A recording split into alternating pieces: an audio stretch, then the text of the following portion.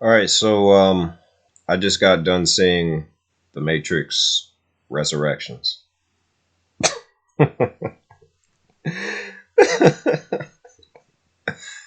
Oh man, this nonsense right here, man. This is nonsense right here. This movie this movie is two hours and 17 minutes or some shit like that. And yeah, man. I just I feel like my time has been completely wasted. I feel like it goes back to that old saying, nothing ventured, nothing gained. Well, I sure took the venture and I gained nothing. This movie was basically a complete waste of time. It was just an excuse to bring back an old IP, an old property, out of the Warner Brothers closet, as it were. So the thing about the Matrix, if you look at the older movies, the Matrix, the first movie is a classic movie. It's a timeless film. It's a revolutionary action film. Although much has changed in the 20 plus years since the original Matrix came out, and the sequels to the Matrix. The thing about those movies is that they were very disappointing. They're very disappointing because most of what they were was just large, extended, boring exposition dumps with some action here and there. Although, the action sequences, at least in The Matrix Reloaded, is what saved it from being complete shit. And then The Matrix Revolutions, that movie was just complete garbage. And that leads me into this movie right here. What is The Matrix Resurrections? Well, The Matrix Resurrections is basically two things. For one, this movie is essentially Star Wars The Force Awakens, just for the Matrix franchise. This movie is the equivalent of what Star Wars The Force Awakens was for that particular series. So that's the first thing. It's a soft reboot, basically, that reshuffles everything that people already know about The Matrix, while at the same time introducing some new concepts. And there are some new things that's introduced in this movie that's going to bother some people. And definitely get audiences talking, for sure. But then there's another side to this. And the other side has basically already been revealed in the previews. And essentially, this is a romance movie, just with very little romance. To be more concise, this is the continuation of Neo and Trinity's storyline. And therein lies the major problem with The Matrix Resurrections. So there's a lot of questions, obviously, as to how Neo and Trinity survived, or rather how they were resurrected from what happened at the end of Matrix Revolutions. And unfortunately, the explanation, which there is an explanation that's given, it's very weak and it's basically just glossed over.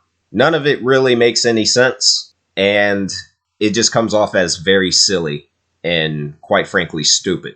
But if you can somehow get past the ridiculous explanation of how they bring back Neo and Trinity, it kind of gets worse from there, because the movie is essentially divided into two different parts. The first half of this movie basically is about Neo waking up, reawakening from being trapped in the Matrix, and then the second half is basically about Trinity being reawakened from the Matrix. So it's a very straightforward movie.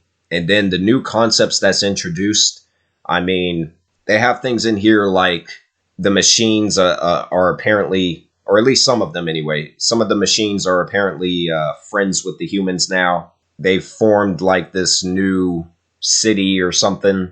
Like I said, I'm not going to speak too much on it, but it's just certain things, certain concepts don't really make any sense when you actually like give it some genuine thought.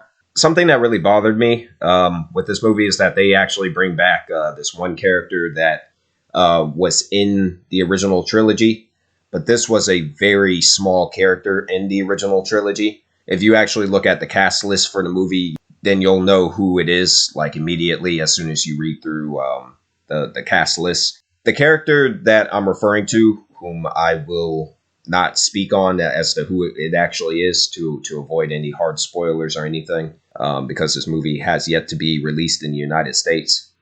But the character that I'm referring to, it doesn't even seem like it's the same person, because the character just appears to be much older than either Neo or Trinity in the movie. And I wasn't really understanding as to how that decision came about, because the actual performer in real life, the actual actor in real life, this person isn't really any older than Keanu Reeves or Carrie-Ann Moss. So I'm not really understanding, why this character was taken in this direction. And then they have other characters that appear, or apparently there are two other characters that appear that were in the original, but they're portrayed by different actors in this movie. And that's something else that also bothered me. Obviously, one of the characters that I'm talking about is Morpheus. They couldn't bring back Lawrence Fishburne for whatever reason for this movie, so they basically replaced him with another actor. And I don't think that was a good decision.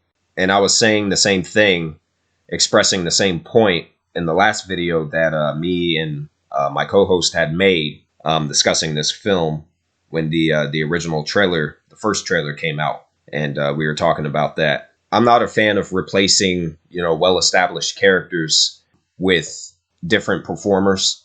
It really doesn't make any sense to do that, especially if it's a character that everyone already knows and is already familiar with.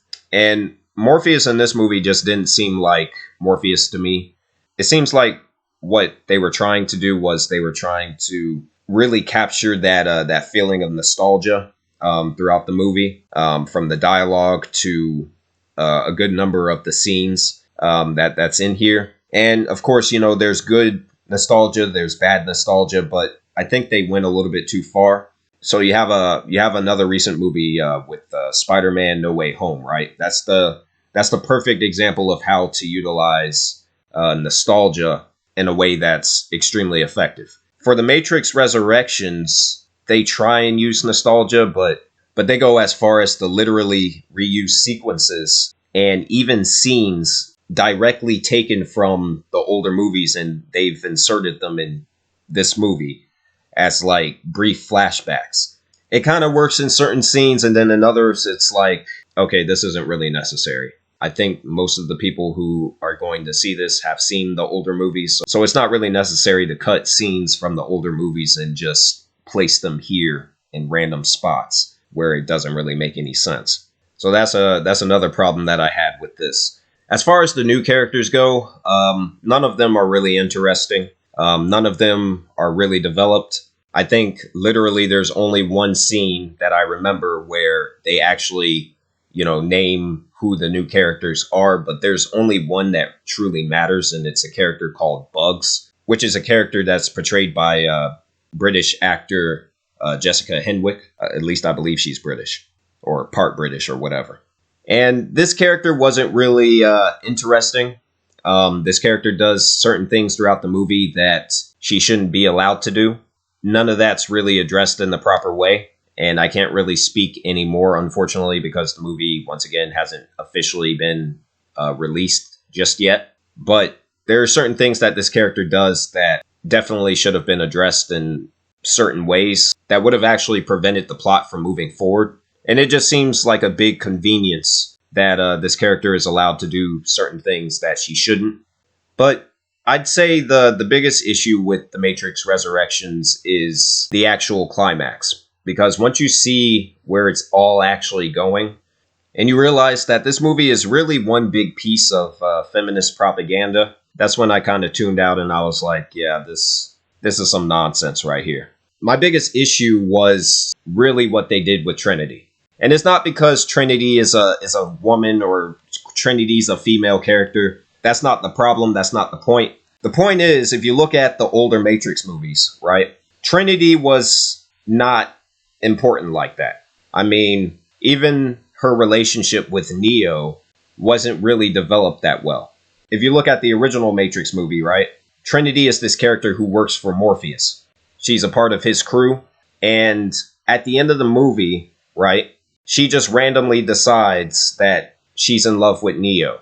And there was essentially no build up to that at all. It's just something that just randomly happens. And for the two movies that followed the original, Trinity was basically just the love interest. She wasn't really important like that. All of the focus was essentially on Neo. Whereas in this movie, there's like a shift. And now, not only is Trinity more important than she was in the original trilogy, but she is shown to be capable of things that she wasn't capable of doing in the original. And again, there's not really an explanation that's given for these things. These are things that just randomly happen. And if you look at the actual directors of The Matrix, because both of them didn't return, only one out of the two siblings actually came back to direct this, which is Lana Wachowski. If you know anything about the Wachowskis and the fact that they both got sex changes, you realize that someone who's gone under a permanent life-changing event such as that, obviously their mindset is going to be different. They're going to view the world differently. That combined with the fact that, it's been 20 plus years since the original. I feel that if the Wachowskis had made this movie 20 years ago, if it didn't stop with The Matrix Revolutions, and they had made a fourth film, and that fourth film just happened to be called The Matrix Resurrections, I feel that this movie would have a very different plot than what we actually ended up getting. And the direction would have been completely different. Now, the Wachowskis have never really been that great as far as being storytellers outside of the original Matrix. But this just felt like 2 hours of setup, because that's essentially what it is. It's 2 hours of setup to reach some kind of ridiculous revelation that points to this whole thing just being, once again, feminist propaganda. For that reason alone, I just didn't care for it. What they should have called this movie was The Matrix Regurgitated, The Matrix Reskinned, The Matrix Remade.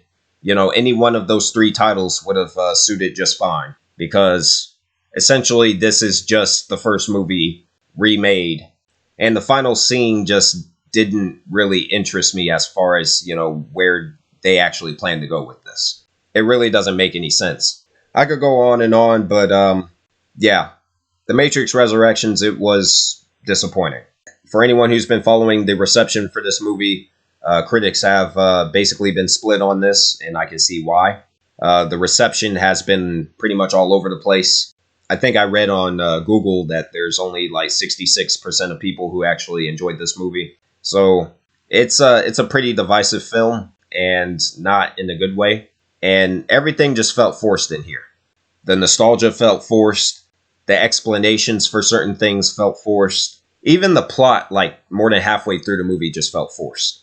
I didn't care. So yeah, I'm not really surprised. I wasn't expecting this movie to be great. In fact, I was expecting it to be pretty disappointing, because it's not like the other Matrix sequels were good either. Reloaded wasn't good, and Revolutions was just terrible. This is more along the lines of Reloaded than Revolutions. I think Revolutions is worse than this still, but either way, it doesn't matter what they do with this property. They're not going to make a movie that's better than the original. It's just that simple. And this movie just reinforces that point. So that's what I got to say about The Matrix Resurrections. Unfortunately, I can't go too much into detail with certain things like how I really want to, because the movie is not out. But all in all, it was a waste of time. These strange repeating loops. Billions of